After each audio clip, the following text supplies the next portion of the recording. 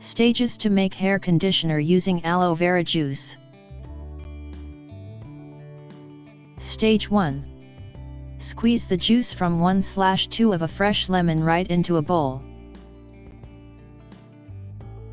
Stage 2. Combine 1/4 cup of aloe gel or juice using the lemon.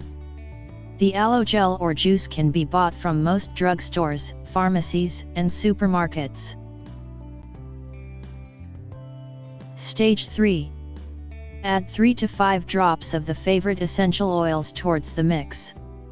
These oils can give the conditioner your very own aromatic touch. Stage 5.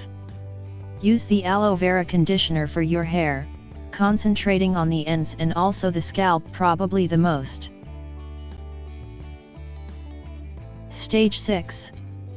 Allow the conditioner to sit down in your hair for 3 to 5 minutes. Rinse completely.